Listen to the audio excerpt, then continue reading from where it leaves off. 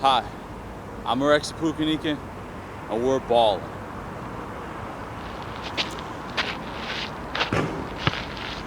Today, tomorrow, and maybe yesterday, at what cost?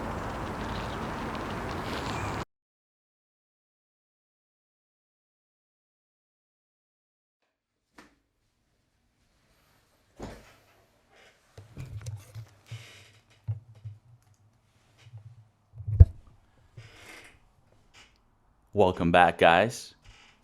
It's race week, it's fight week, it's another week of NFL, and NBA just started. So, a lot to talk about, a lot of excitement for me.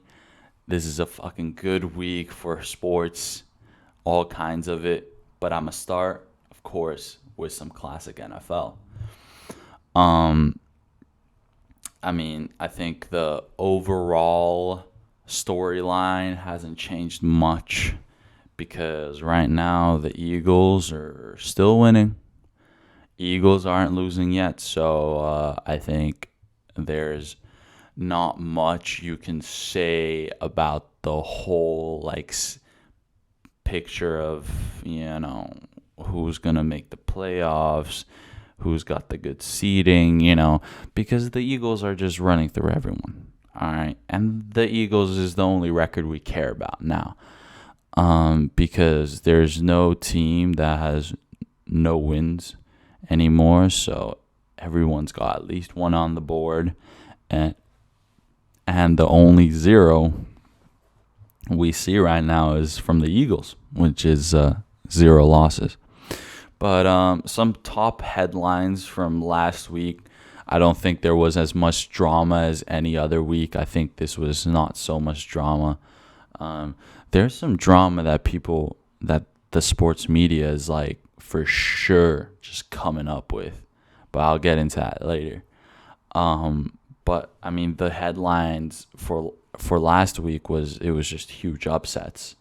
We had pretty much whoever was betting on last week's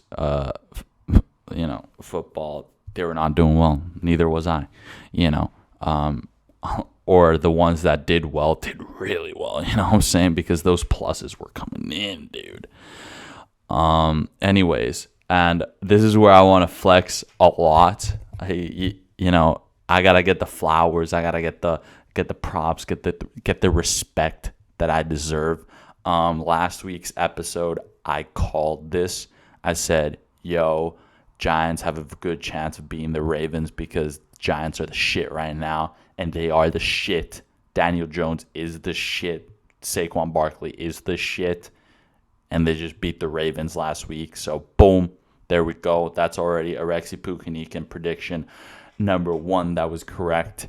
Next one was Packers versus Jets. I call that shit.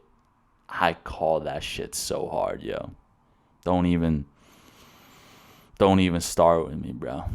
I call that shit too, bro. How is anyone else gonna call out Jets versus bro? Dude, come on.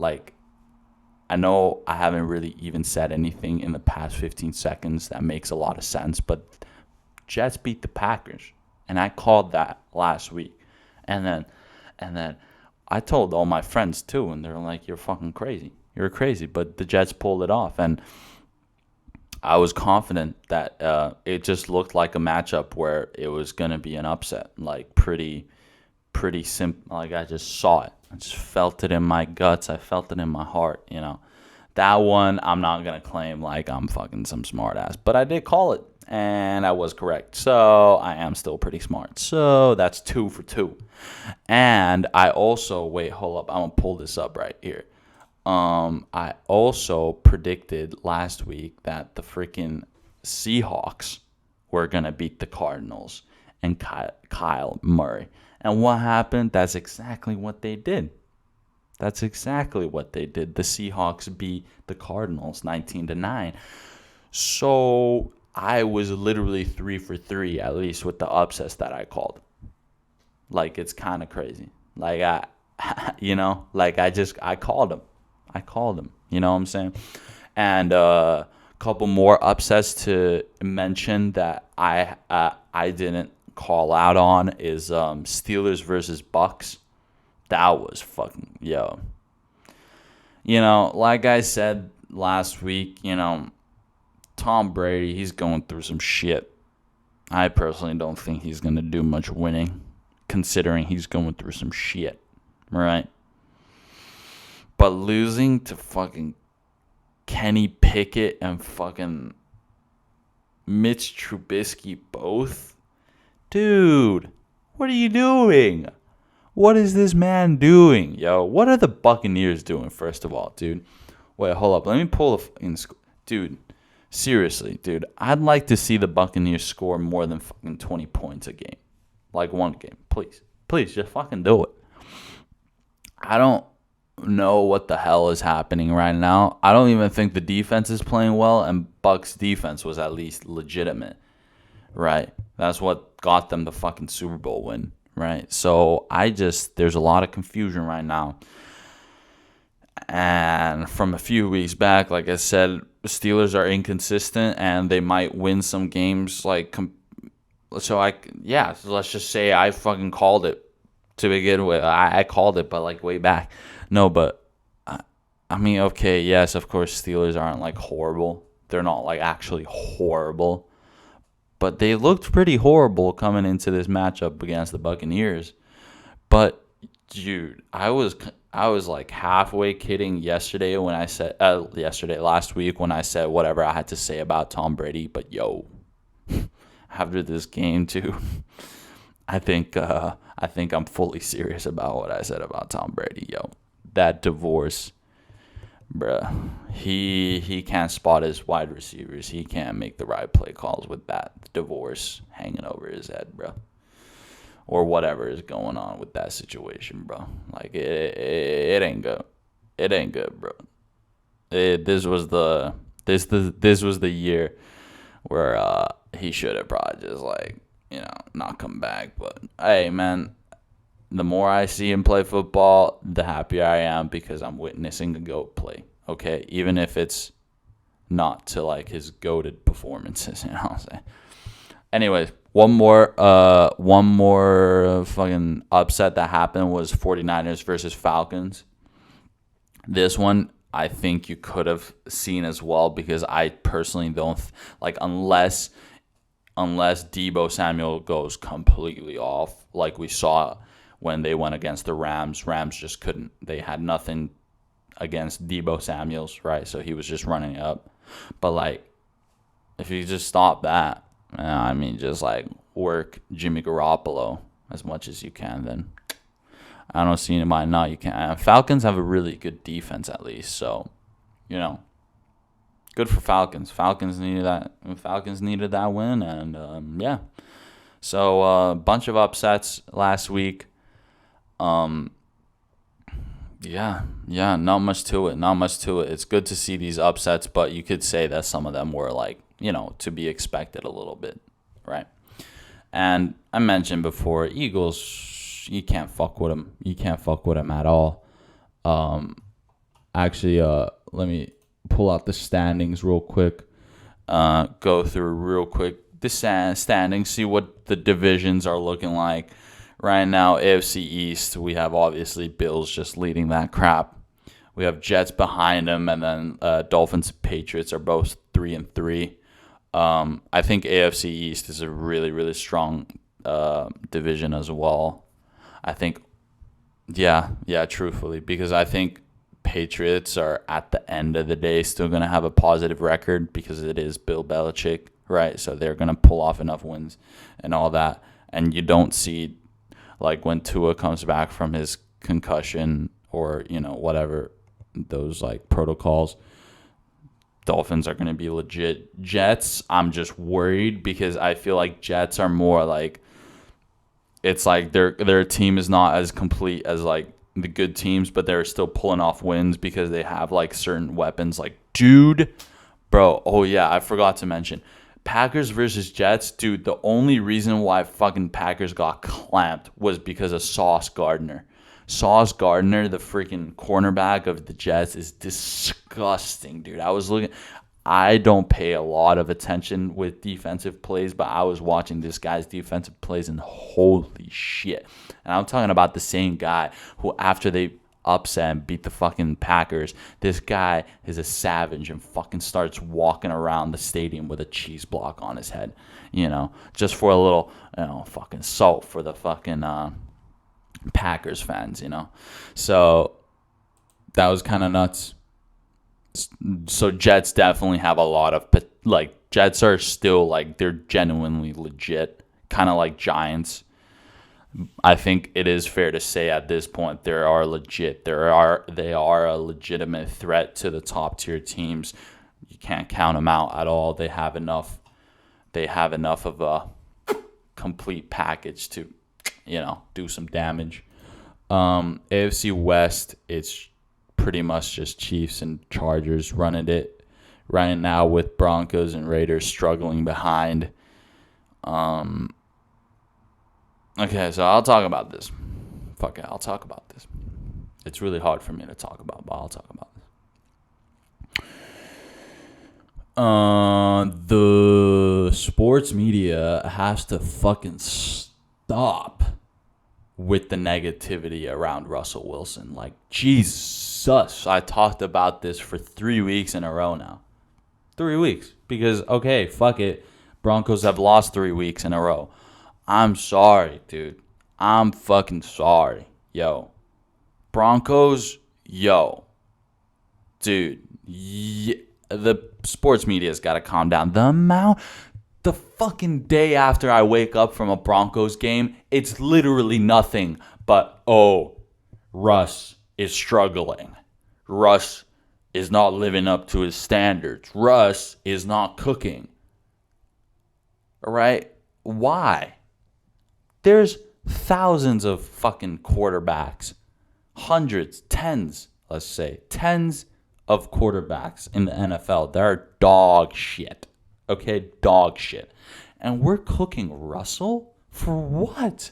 Because it's funny to cook Russell?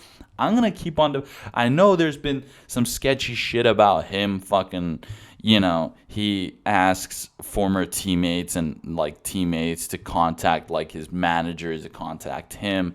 I know that's a little fucking sketchy.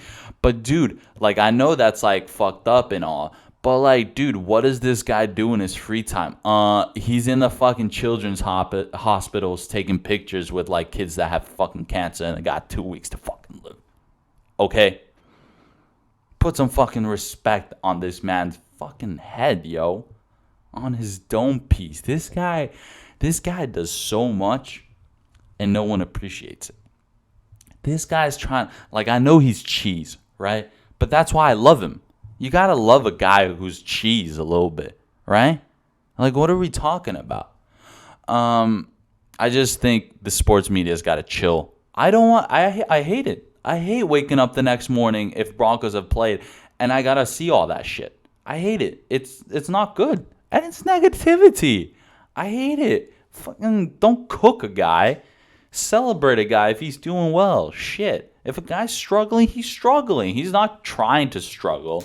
He's trying to get out of that struggle. So shit. Lay off my man Russell Wilson, okay? Fuck. Lewis Hamilton was in the fucking stadium watching the loss too, man. Fuck, it hurts everyone. It hurts the owners too, Fuck. All right, anyways. That was my little Broncos Russell Wilson rant of the week. It feels like I gotta make it a fucking segment in my podcast at this point, you know what I'm saying? All right, moving on to AFC North. We have Ravens and Bengals at the top, 3-3, and then we have Browns and Steelers in the bottom, 2-4 both. Safe to say AFC North is not that strong. And truthfully, out of even Ravens and Bengals are both yes, they have star potential. They have key players that are big stars and they can make a lot of impactful plays.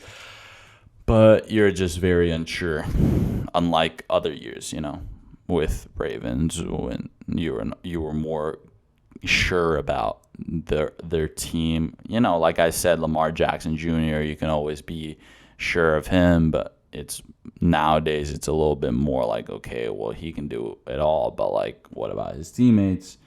And then the thing with Bengals is just their offensive line is horrible. So Joey Burrow gets fucking sacked like 3,000 times a game, right? So AFC North, kind of like a big shrug, pretty much. Don't know what's going to happen there and don't really care. Or like, it'd be cool to see Bengals on a crazy win streak, like even on like a 4 or 5 game win streak would be crazy. But yeah, who knows? Big shrugs. AFC South. Oh my God, AFC South is worse. Oh my God, AFC South is horrible. Texans, Jaguars, Colts, and Titans. Titans are 3-2. Colts are 3-2. Those are like, and all those wins they pull it out of their ass. I'm gonna fucking say that. And then Jaguars and Texans. Wow, that's weird. Yeah. I mean, Jaguars have played against tough teams right now. I honestly expect Jaguars to top the AFC South by the end of the season. No bullshit. I think they got what it takes. And I don't, like, that's the thing. I don't, like, Jaguars on the come up. But, like, Titans, they lost A.J. Brown. Derrick Henry's not, like, MVP caliber anymore. So they're just like, eh. And then Colts are still trying to adapt to Matt Ryan coming in and, Jonathan Taylor. Where the fuck is that guy? What the fuck? Everybody's fucking fantasy first round pick, dude. Where is that guy? Where is he? Exactly. Oh my God, dude. Oh, that's bad. So, truthfully, I think Jaguars can really, if they really do well and they can get on a little bit of a win streak, they can. I don't see why they couldn't top off the AFC South. NFC, I've talked about NFC East. I talked about it in depth last week. It's the same picture. Of course, Cowboys, they took their L last week because they played against the Eagles. So it was a NFC East kind of like one has to win, one has to lose. And Eagles keep their winning record. Giants are 5-1. Good for them. They're really good. Cowboys 4-2 now. Still pretty decent compared to most of the league. And then we have Commanders are 2-4. So fucking, oh my God. And they actually pulled off a win last week. So hey, good for them. NFC West. Damn, we have actually 49ers, Rams, and Seahawks at 3-3. And then we have Cardinals at 2-4. Cardinals are really not doing okay. They're really not.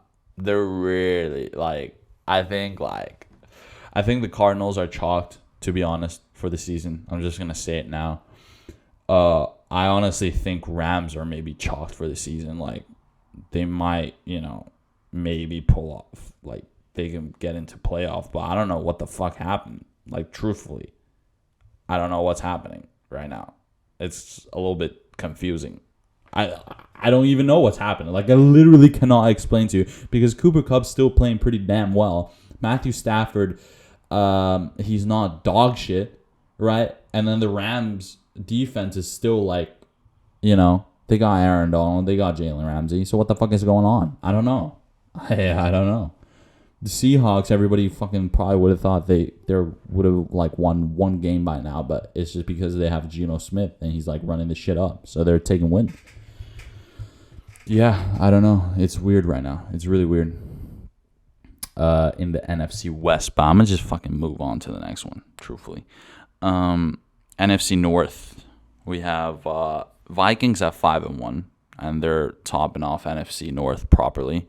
But then we have Packers, that's 3-3, Bears at 2-4, and Lions 1-4. So another kind of a weak division, other than the Vikings, who are clearly dominant in that division. I have really nothing to say. I think the struggles that Packers are having are pretty obvious, right? I'm not even going to get into the drama that was, there last year. And then Bears, just offensively they suck, right? And then the Lions is, I kind of said like Lions. I feel like they can pull off some crazy shit all the time. Um, but yeah, that's the NFC North. The Vikings are running it, and I think Packers could make playoffs if they get their shit together. And then Bears and Lions, I just hope they can win a few more games. A few more games, but it's just a couple upsets or whatnot because they're not looking too strong right now. NFC South, another weak division. We have Buccaneers, Falcons, Saints, and Panthers. Panthers are one of the worst teams in the league this year. They're really, really struggling. And Saints are struggling as well. Jameis Winston out, Andy Dalton trying to fit in now, and Kamara is not like Kamara is trying, but Kamara is not Kamara like 2019 Kamara. Or was it 2019, 2020? Forget. All right, but anyways, Buccaneers, like I told you, okay, they might be on top of the NFC South, but it doesn't look like they're going to be doing that much winning anymore, unfortunately. And Falcons are doing surprisingly well. Everybody was sure that the Falcons were just going to be completely horrible, lost puppies, but they got a little something, if they're playing their game, if they're playing the defense right, Falcons can win anything. Why not? So that was a little recap of the standings. And talking about NFC South and talking about the crap Panthers, one of their key players, Robbie Anderson, the wide receiver, has been traded to Cardinals after he and the offensive coach got into a slight debate on the sidelines. And you can see them clearly chirping at each other, clearly talking back and forth pretty aggressively until, I'm pretty sure the offensive coach just told Robbie Anderson to, leave the game pretty much or go into the lockers and whatnot. And then by then he was like, all right, I'm done. I'm out, I'm a little bit confused of how events transpired. Was it he already kind of found out like the day before or like on the day and then like maybe no one told him about it and then he gets there and he's fucking fired up that they're not playing him or some shit like that? Or was it he was throwing a fit? Because obviously there's like the behind the scenes kind of stuff, the details that you don't know about at all. But like, wouldn't be surprised if there was already like slight rumors or whatever going around and he already made some kind of statement about something to his like agent or whatever, like requesting for a trade. And then, being at the game, tensions flare up. He probably despised his offensive coach because he's the one who draws up plays. And, Robbie Anderson, he's really, really good wide receiver too. I think he's very legit. I'd call him like a star, wide receiver, truthfully, because like he's done a lot of amazing stuff in Carolina, but otherwise, I think, he just had enough. He wanted out, and to be honest, I think Cardinals might be one of the best fits for him too, because they need a wide receiver right now. They really do. So if you can get there with Marquise Brown and with Kyle Murray produce some stuff on the second half of the season, very possible that they do some amazing stuff there. So very happy about this trade. Very happy. I just thought it was almost great for him to, on the sidelines of the Panthers, kind of like a big fuck you. Hey, and go fuck yourself too, kind of thing, and then fucking left. Fuck that shit. So great on Robbie Anderson, Abby Ronderson, and hopefully he can help Kyle Murray to turn the season around with the Cardinals. And real quick, some matchups going into Week 7. My little predictions here. See if I get them right this time. So when I'm feeling, this is number one. This is the first one, and this is like you can see how it can maybe and if it hits, if I'm correct, then I'm gonna be godlike. Okay, Cowboys versus Lions. Lions can upset the Cowboys. That's what I'm saying. I'm saying Dan Campbell gets there with his mean, mugged face, and he's ready. He's ready to go. And then Cooper Rush can't pull a win out of his ass after taking an L. He's like, I don't know how to deal with this. He's like, oh God, I took an L. You know. So I think Lions can upset, and I think they've lost a few games that they should have won too. Personally, I think so. Yeah, Lions can do it. Lions can do it, and I believe that the Lions can do it, and I want the Lions to do it because I don't like Cowboys winning. To be honest, like if the Cowboys would have beat Eagles last week, I probably would have cried. So, yeah, Lions can upset the Cowboys for sure. Another matchup that people should pay attention to is Jags versus Giants. So Jacksonville Jaguars versus the New York Giants. I just personally think this is going to be a very competitive matchup. I think the Jaguars are tired of losing. Like I'm pretty sure they've lost like 3 in a row now, out of fucking nowhere. Yeah, they've taken 3 L's in a row now for like no reason too. Like, come on, like you really should have won maybe one of them, and they might be closer to a positive record, but it didn't happen. But I think if there is any team that they kind of can punch a hole through, it's definitely the Giants. The Giants' defense is not like world class either, so it's like if Trevor Lawrence can just find his guys down the field and all that, I think the Jags got it. And if the Jags defense can somehow stop Saquon Barkley, then I think it's gonna be a fun game to watch either way. Like I truthfully think like either way it's gonna be a very competitive matchup. I didn't want to use the word heavyweight matchup because Jacksonville Jaguars are not a heavyweight, and Giants are not necessarily a heavyweight either. They're just doing really, really good. So yeah, let's see if they can. Produce a fun game to watch at least. The next one I'm gonna call out, and you can kind of see the pattern after I call this one out. But Seahawks versus Chargers.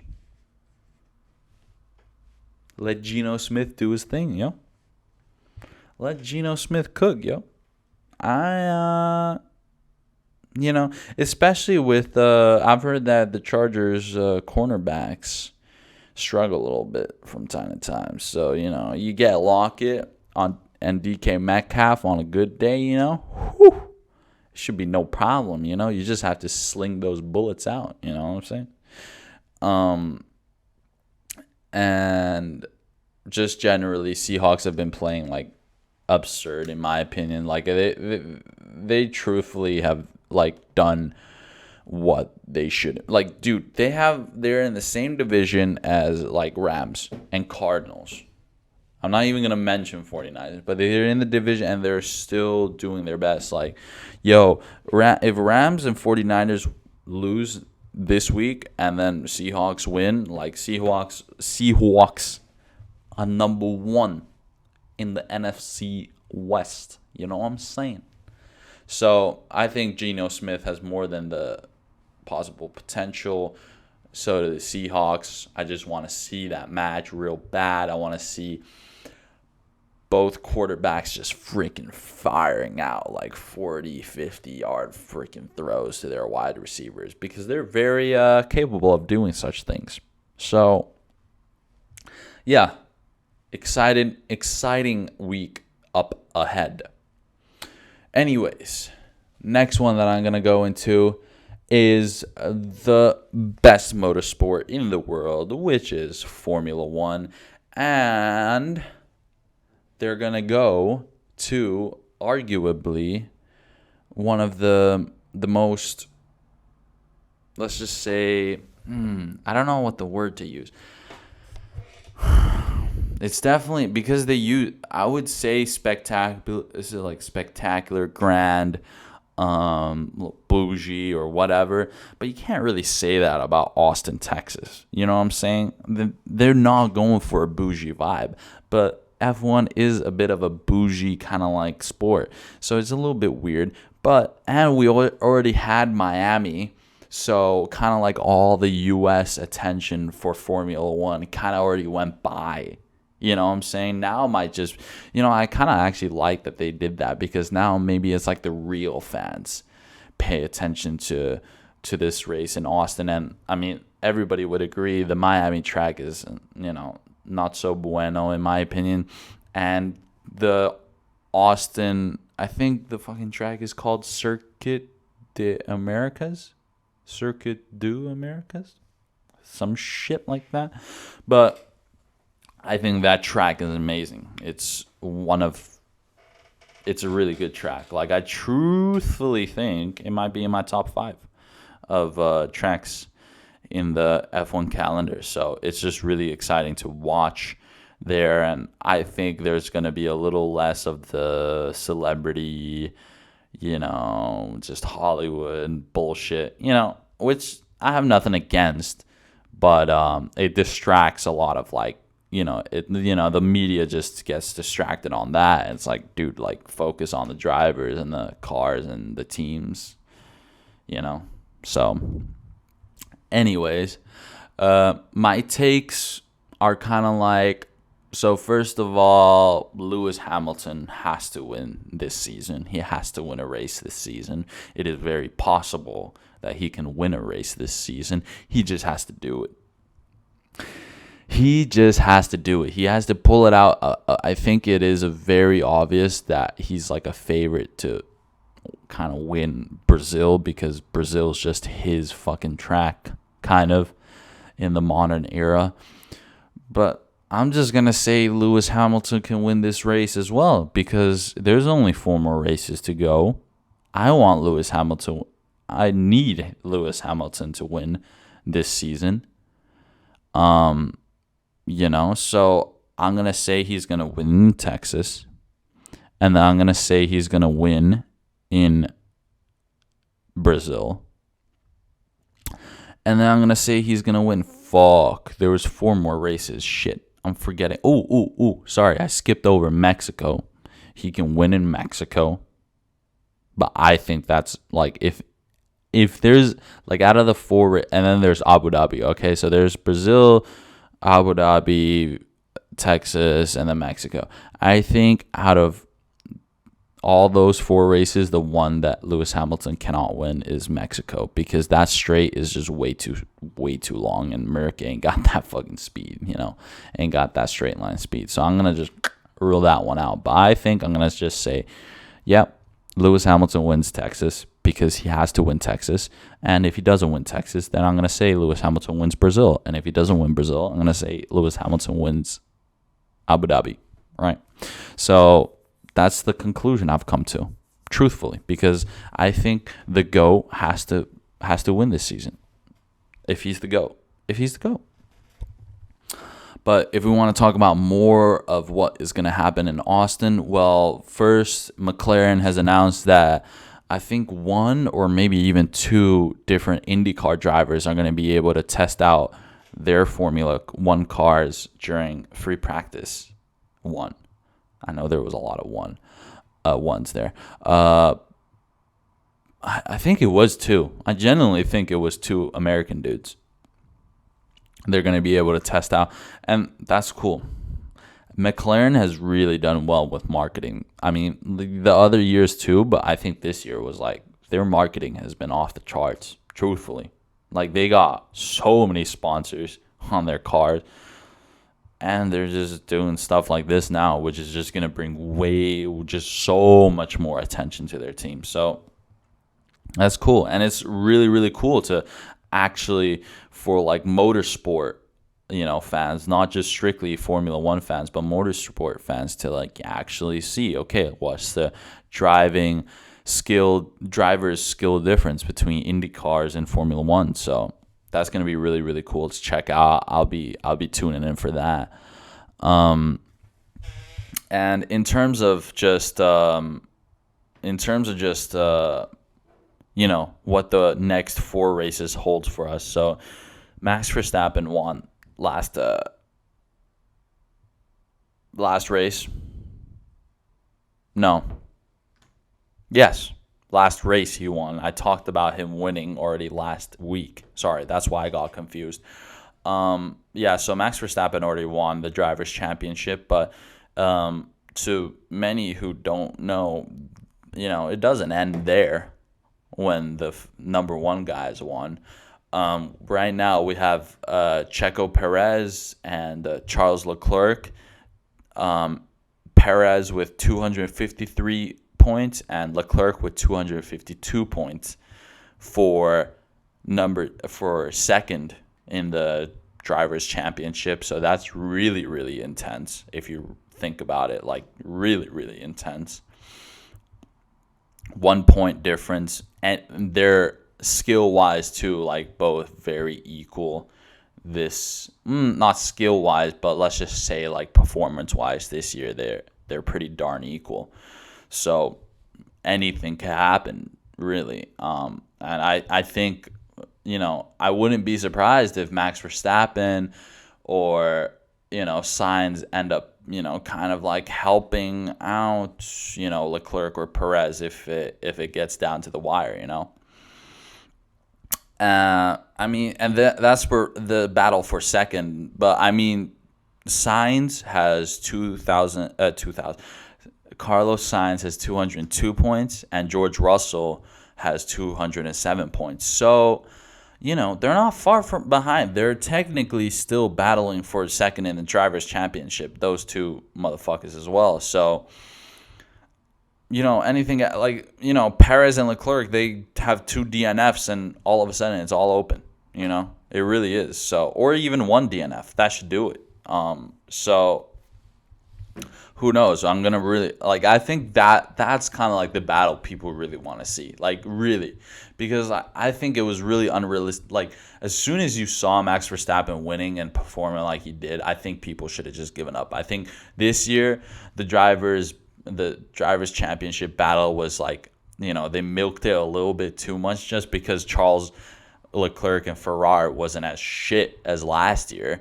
But it was. I think it was still pretty obvious. I don't think anyone was just like, "Oh my God, he can still make the comeback." Maybe no, dude, it was pretty obvious. But this is not obvious. You do not know what happens. Fuck the cars. Fuck the performance. Everything. Anything can happen with these 4 drivers: Leclerc, Perez, Sainz, and Russell. They've all been performing. Truthfully, I think equally, at a pretty darn equal level. So it would just be great to see who comes out on top. And if we're talking about Constructors' Championship, well, goddamn, we're looking at McLaren and Alpine Constructors' Championship battle for 4th and 5th. I don't have the numbers, but I don't think that's too important. Wait, let me just pull it out. Whatever. And then also Alfa Romeo, who's 6th, Aston Martin, who's 7th, and Haas 8th, AlphaTauri 9th, 6th. So Alfa Romeo all the way to AlphaTauri. They're in a battle for, I guess, 6th place is the max. So if AlphaTauri come out on top of these group of 4 constructors, they're going to get probably the best they're going to get is 6th. And for McLaren and Alpine, it's a battle for 4th. So pretty much I think it's obviously the Constructors' Championship the top three is pretty much determined already. I think it's definitely going to be just Red Bull first, Ferrari second, Mercedes third. And right, so Alpine and McLaren, there's a 13-point difference right now. Alpine is at 143 and McLaren's at 130. So that one's still pretty much wide open to see which constructor. All right, I'm taking a sip of water so I can speak clearly.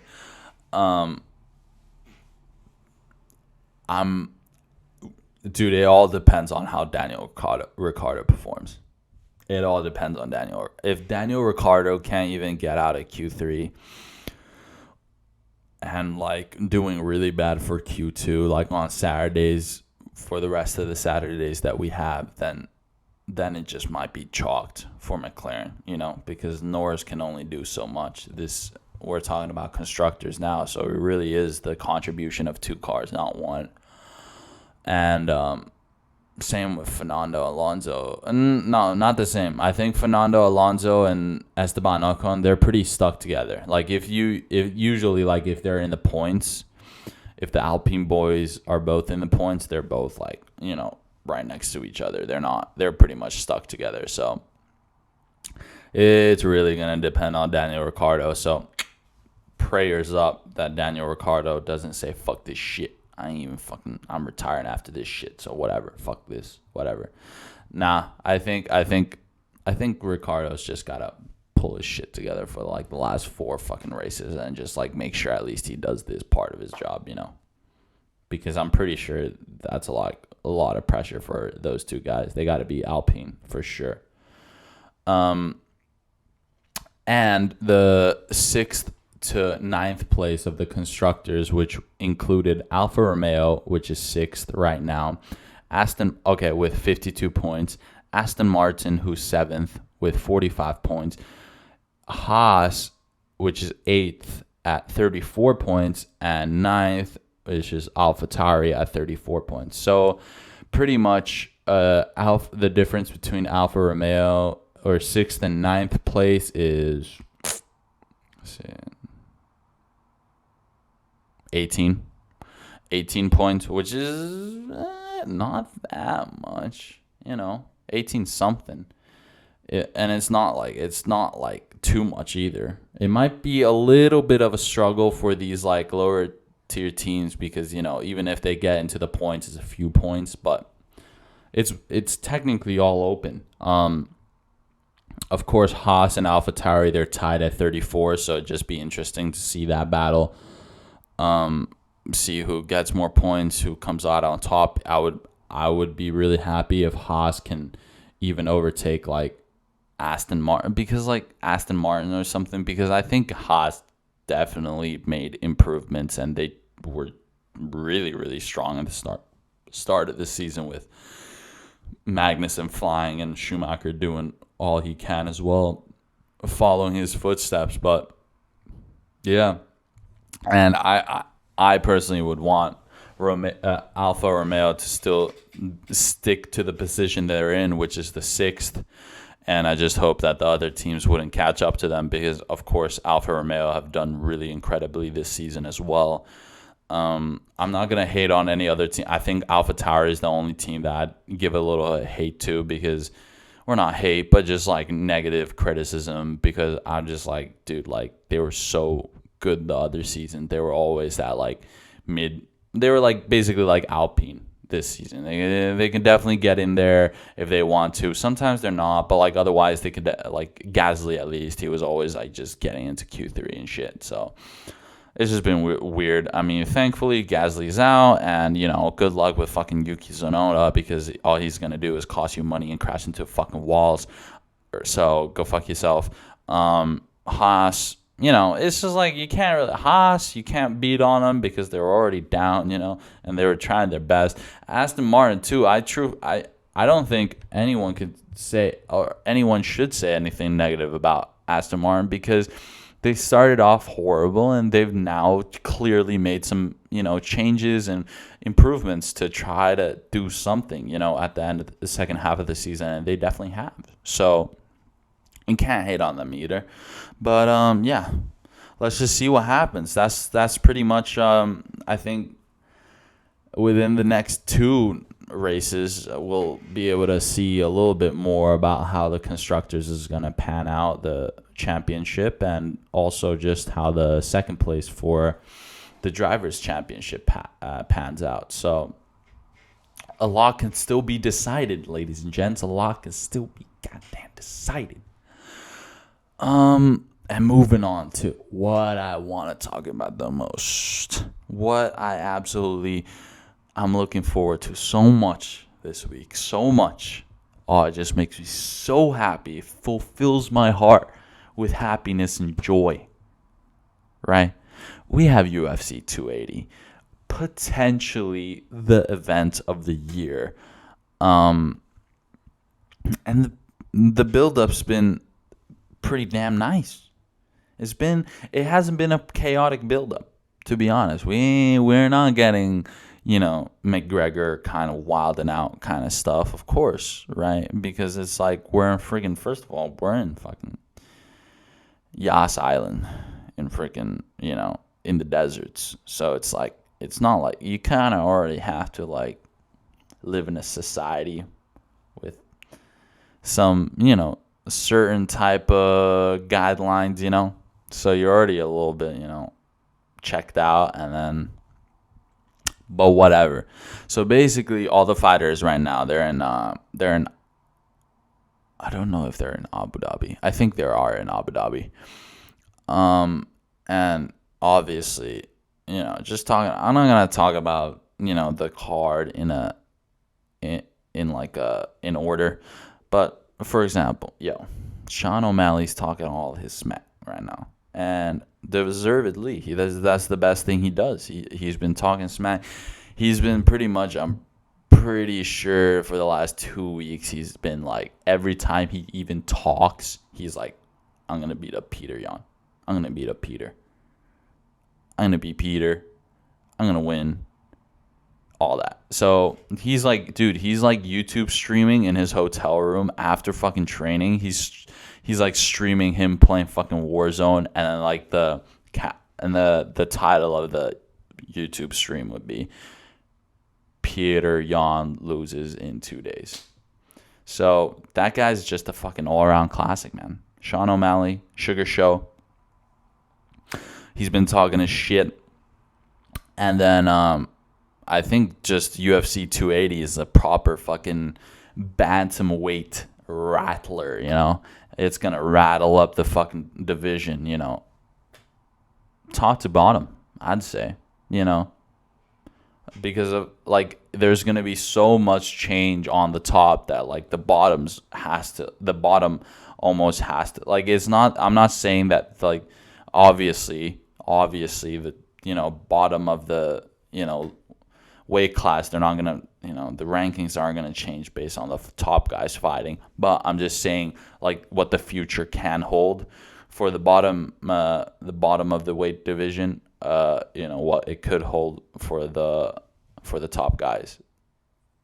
I think I just completely messed up my words, but I'm just saying the lower ranked bantamweight fighters, their future will look a lot different based on the fights that will happen this weekend in the bantamweight. And 2 of the 5 events we have in the main card are bantamweight fights. So, of course, I mentioned Sugar Show versus Peter Yan, and that's a bantamweight fight. And this is like, we're talking about, I always forget Sean O'Malley's ranking. Let me pull it out real quick. Yeah, Sean O'Malley's fucking ranked 11th, okay? So, and he's going against number 1. Peter Yan is number 1. He's the number 1, like, bantamweight ranked, right? So then we have those 2 fighting, and then obviously the fight after that, which I also have talked about, which is Aljamain Sterling versus TJ Dillashaw. TJ Dillashaw is 2nd ranked, and then Sterling's the champion. That one's also going to be like, okay, so like we have 4 different fighters. Like what's going to be the outcome? I think UFC might have already said that Sean O'Malley fights the winner of TJ Dillashaw or Aljamain Sterling. Yeah, I mean, yeah, but that's also if Sean O'Malley wins, you know? If he doesn't win, I think it's going to be another one of those weird Petr Yan might get the trilogy fight, or Petr Yan has to, or like if TJ, you know. So who knows what happens. That's why I'm trying to say that a lot of mixy shit's going to happen with the bantamweight. But I personally would want. Okay, so listen.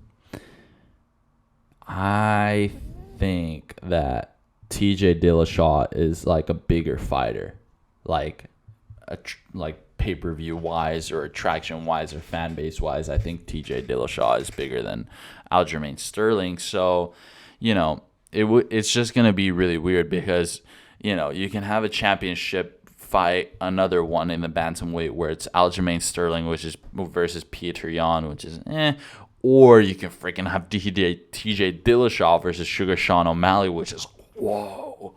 Like that's a fucking that could be a main event, you know, for sure. So who knows? But I'm gonna also talk a little bit about this, you know, just like predictions and stuff like that. Oliveira versus Makhachev, which is the fucking main event of this weekend. Charles do Bronx Oliveira versus Islam Makhachev. It's about to be a one-sided fight. And what I mean by that is either Oliveira is going to freaking catch Islam, because I truthfully think if Charles Oliveira can catch Michael Chandler and can catch Justin Gaethje and can catch Dustin Poirier, like these pure strikers, if he can catch them, right? And we're talking about Islam Makhachev, who's gotten caught. Yes, of course, you know, if anyone's going to learn from their mistakes 100%, it's going to be Islam Makhachev. But I'm just saying, if he's made that mistake once, he can make it again.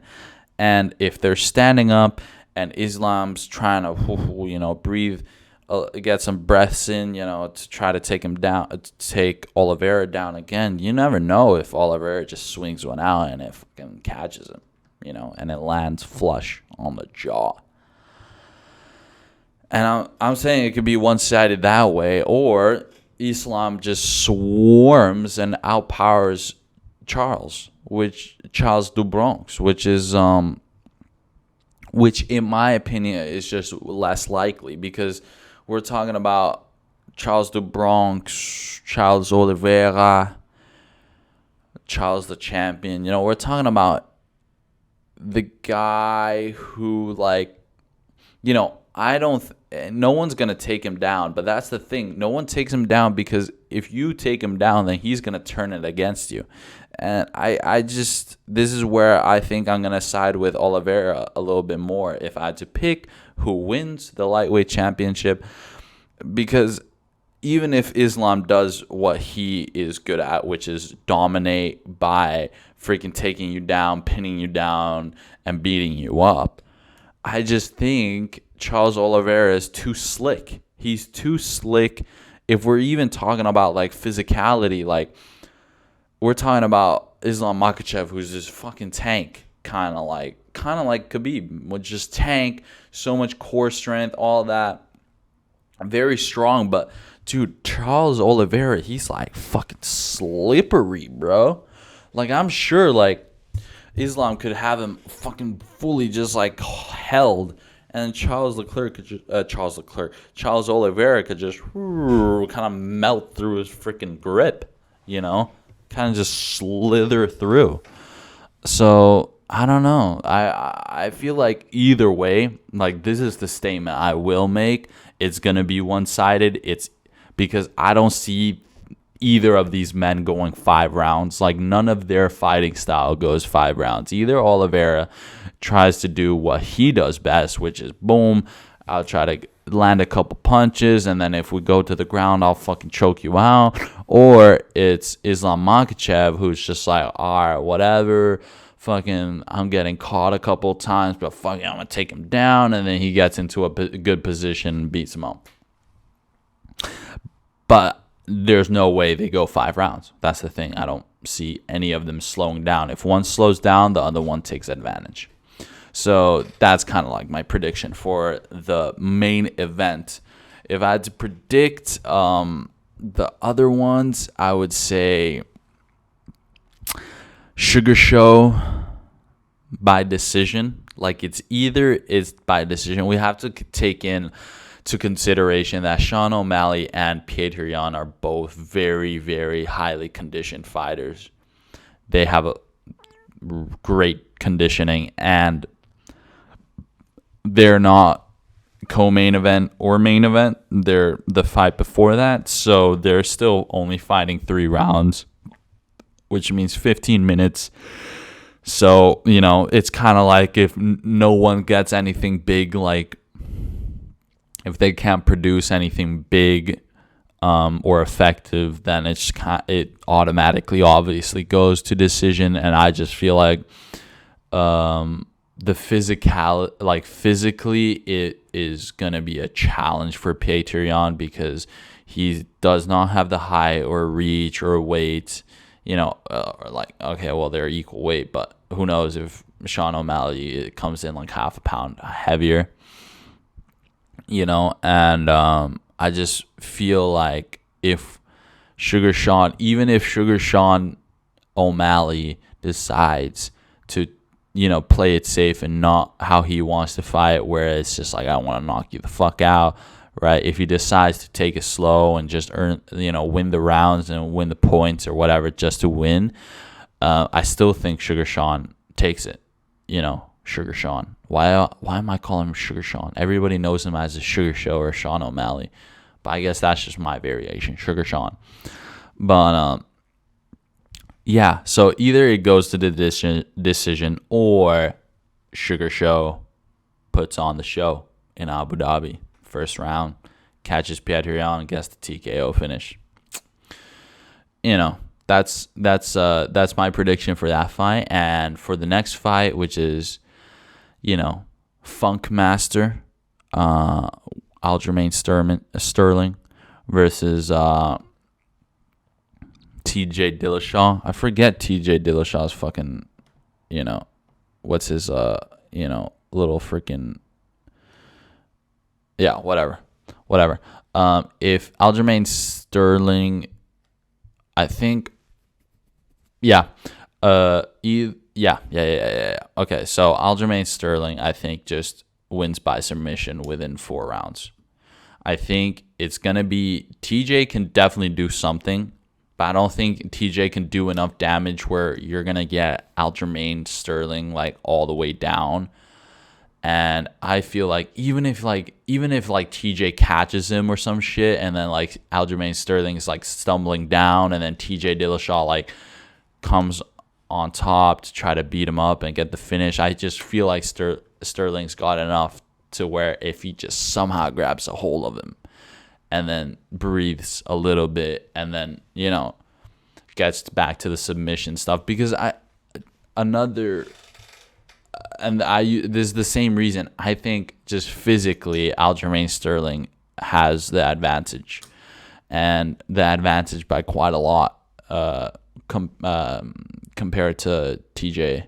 So it's gonna, in my opinion, I think TJ Dillashaw is like fucking awesome, right? He's like really good fighter. He's awesome fighter, but I just feel like this matchup is just bad for him because we have, Aljamain Sterling, who's got the reach compared to him, who's got the height compared to him, and he's nice and long, and on top of that, he has a crazy like ground game, right? A crazy jiu-jitsu game, so it's very dangerous for TJ. compared to if TJ was coming at Aljamain Sterling. I think Sterling just has to watch out from the striking and not get damaged like a lot. And I think Aljamain Sterling should be able to defend his belt. But I could be wrong. Anything could freaking happen. But yeah, and if I had to throw a number out there, I already said I think Oliveira should be able to win the matchup compared against Islam Makhachev. But if I had to say like a number of when I think Charles do Bronx is gonna win, it's gonna be within 3 rounds and by KO or straight up submission. I think there's no doubt that he can pull those off easily. And yeah, because it's just like his striking is so dangerous. Justin Gaethje, who is a significant, probably one of the only like proper boxing fighters in the lightweight division, like he was saying that Charles Oliveira hits him. When Oliveira hits him, it's like getting hit by a truck. So, do Bronx, he's got a lot of punching power ready to unleash it on Makhachev's face. And, it's very likely that one of them is going to land. Okay, so Charles do Bronx in 3 rounds by KO or submission. And one last little bonus just for everyone to get nice and excited. I mentioned last week that Alexander Volkanovski is the backup, and he's currently there with all the other fighters. He's the backup to the main event, so he can either be fighting Charles Oliveira if Islam Makhachev doesn't make weight, or he can be fighting Islam Makhachev if Charles Oliveira doesn't make weight. That could be interesting, but let's just ignore that possibility. But the possibility that we have found out now is Alexander Volkanovski is confirmed to fight the winner of the main event. So basically, he has a guaranteed run at the lightweight belt. And in press conferences now, we've heard that Charles do Bronx has some ideas of his own of being able to fight Alexander Volkanovski possibly in Brazil for the lightweight belt. And then they would go to Australia to fight for the featherweight belt. So, hey, I'm all about that, because I know for sure right now Alexander Volkanovski and Charles Oliveira, they're 2 very, very light killers. They're very, weightless killers. Let's just say that. They definitely can do a lot of damage. So let's see what happens in the future. But first, we gotta go through this weekend. All right. And I'm just blessed. I'm going to be in London watching it, from the TV, and they have it in Abu Dhabi, so I don't have to wake up at 5 a.m. for the main event for once, which is beautiful, which is absolutely beautiful. And lastly, the NBA season has finally kicked off. I'm very happy that the NBA season is back. I think basketball in itself is one of the coolest games. The fact that there's a shot clock so that teams actually have to do shit. And then, just like how it's quite a lot based on individual performance. Like if a team has a starter and this one starter is not performing up to his standards, then the team is going to lose. It's as simple as that. So it's just a beautiful game. And I'm just going to get into some of the games that are coming up or that has came up already to show us give us a little bit of a picture of what's going to happen now. So first off, the kickoff. We had one evening, I think it was yesterday evening or the evening before, where we got 76ers versus Boston. So battle of Eastern heavyweights. That happened, and let's just say that Jaylen Brown and Jason Tatum both got the freaking 35 piece. So a double 35 piece from Boston. Let's just say that, Harden and Embiid, they were playing as good as they could, but, you're not going to be able to answer that. And then another game that happened was Lakers versus Warriors. And I think this game already showed to the whole world how much the Lakers are going to suck this season. They're going to suck so bad. Lakers were 10-4. 10-4D. They were 10-4D from 3-point. And Steph dropped a 33 piece on him. So, what are the Lakers going to do? It's kind of ridiculous that they already shot that many. Dude, 10-40, that's not good, dude. And then the 25% from the 3-point. As a team, that's not good. I got to give LeBron James his props. He tried his fucking best. He dropped, pretty much equal amount of points as Steph did. But, none of them is helping him. You know why? Because, fucking we have LeBron James that's so goddamn distracted with LeBron fucking playing in the middle of a game, and then Draymond Green's trying to dap him up. This is the most hilarious video. Draymond Green is trying to dap LeBron James up, during a timeout or, something, a little break or whatever. And, the game's kind of, going on. So, LeBron's kind of, drifting off to the Warriors bench. And then, Draymond comes into the court a little bit. They dap each other up. But if you look at Andre Iguodala, he's literally, with his hands, he's doing the freaking dick suck motion. So this man is literally dissing his teammate to the whole world. No problem at all. He's dissing the crap out of his teammate. Dude, that is just so hilarious. Dick suck cheese, just to fucking diss him a little harder. And he did it so freaking nonchalantly too. He was just come on, you really had you had to watch it back, and you had to zoom in a little bit to actually notice what was going on. But that was kind of fucking jokes. Andre Iguodala, I'm so glad he got re-signed to Warriors and then was able to win with them again, because dude, Iguodala only belongs in the Warriors. He only belongs in the Warriors. All right. Next game, we got New Orleans versus Brooklyn Nets. This is interesting because, Pelicans weren't, they have a lot of potential coming into this next season. They got Zion, who's fully healthy now, who's lost a lot of weight. He's bulked the fuck up. Not bulked the fuck. He's shredded. He's lean now. And then CJ McCollum got re-signed there, so he's really happy. And CJ McCollum is pretty fucking good. And then Brandon Ingram, he's been playing pretty well as well. So the Pelicans have a very good, offensive core, a young offensive core. So they can do a lot actually this season. And then we have Brooklyn Nets, where we're expecting a lot from this season. Kevin Durant deciding not to opt out of there, and then Irving's still there, and then we have Ben Simmons added. So we expect a lot of things, but Nets got blown out. They got blown out. I think they got beat by almost 30 points. 20? No, it was more than 20 points.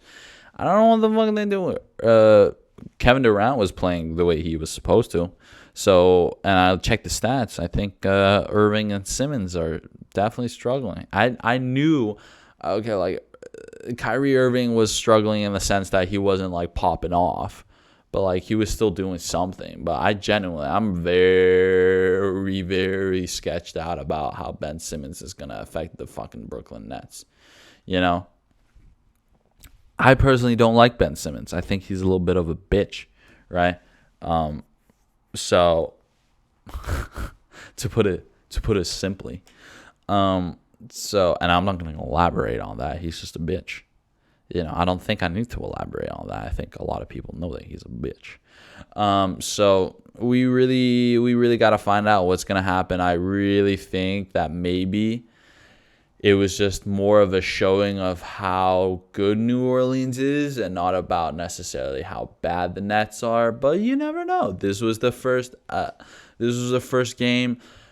I am going to say, though, even though this is literally the first game of a lot of these teams this season, no, of all these teams this season, it's the first game. It tells you a lot. It can tell you a lot, dude. It can tell you a lot, because if they lose horribly, then to like New Orleans, if they beat the Brooklyn Nets like that, right?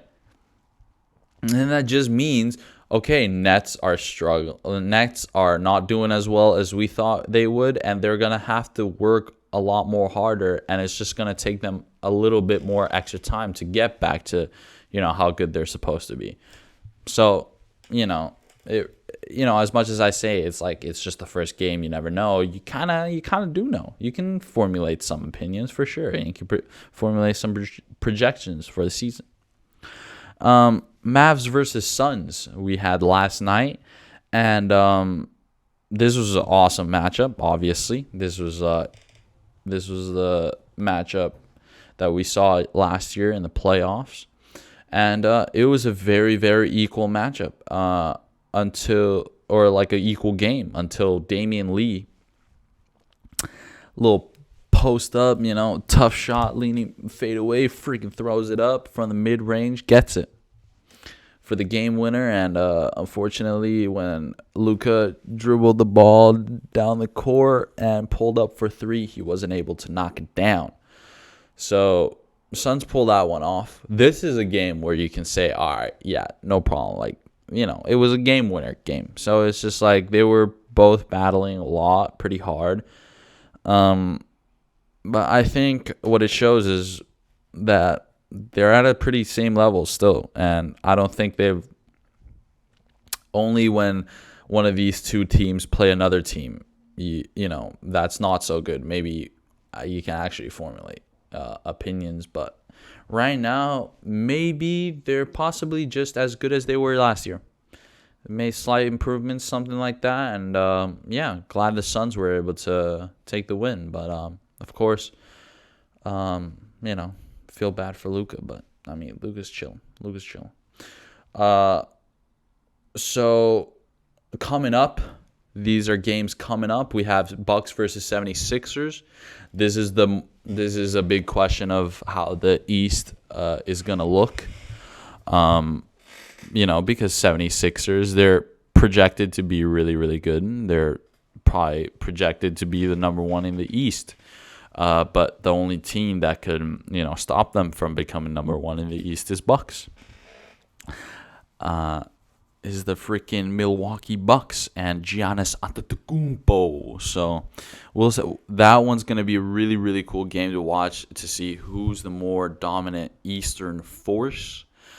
Next game that we have is Clippers versus Lakers. Battle of LA. Kind of a classic. Kind of had to mention it. Kawhi is back to 100% and, gain a lot of muscle mass. So we'll see how big of a comeback that's going to be. It's definitely going to be all eyes on Kawhi, and do the Lakers bounce back. If the Lakers can win this game, then in a convincing way, then we can then formulate a little more opinions about, okay, well, why did they lose to the Warriors then? So, yeah. And then we have Boston versus Miami during the weekend.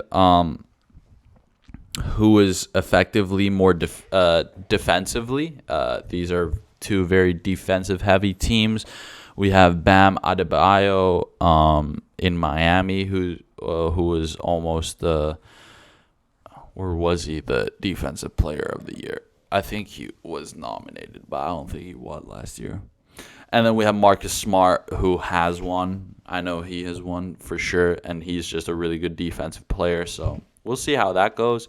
And then is it the Boston offensive duo that's better with Jaylen Brown and Jason Tatum, or is it the Miami duo with Jimmy Butler and Tyler Herro? I personally think they're gonna put a lot of emphasis in that like point scoring duo. I think they're gonna play like Jimmy Butler and Tyler Herro very like together. So who's the better duo in the East? Let's just see. Nuggets versus Warriors. I think Nuggets lost to Utah Jazz last night, and it was just Colin Sexton running their shit up, and Nuggets didn't do too well. But if the Nuggets get blown out again by the Warriors, then it might mean that the Nuggets have lost their touch. Jokic is getting a little sick and tired of all the fucking around. He wants to fucking actually dominate for once, And I personally think he, on a, 1-to-1 level, he's dominating everyone, Jokic, but I don't know who knows. I think Jamal Murray needs to kind of like get warm into the season, and then he'll pop the fuck off. That's a opinion I have, at least. And and it's another one of those matchups where you can just formulate more opinions on the Warriors to see if they've actually made some improvements, how their game is compared to other somewhat top level teams. And yeah, I just want to see Curry play, man. Just want to see him fucking do his thing, man. And then lastly, the last matchup I have that I think should be paid attention to is Grizzlies versus Mavs.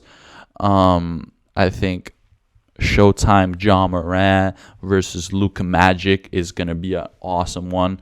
We have like a pretty much one of those like superstar matchups, right? Of two just guys who do it all. Kind of, Luka is the face of the Mavericks, and Ja Morant has made himself the face of the Grizzlies. So we'll have that, and they're both playoff contenders in the West. So that's going to be really, really fun to see. And just all the best to Ja Morant and Luka Magic, Luka Doncic. But that is all I have to say about this week of sports and the upcoming week of sports. It's I'm very excited. The NBA season starting itself just makes me really excited. I'm not acting like I'm watching all those NBA games, by the way. Like NFL, I pretty much watch all the games. UFC, I watch everything. Obviously, F1, I watch everything. But NBA, I'm gonna tell you right now, there's no fucking shot that if I'm doing well with my week, then I'll watch like one full game. But otherwise, dude, I'm sorry. I live in Finland. They broadcast that shit at like starting at 2 a.m. and it ends at 5 a.m. So I really can't do nothing. But I'm just excited to watch. I might even pull out the phone for a little live reaction of UFC 280, maybe even F1. So let's just see. I'm just excited for the weekend, and I hope you guys are as well. And we're balling.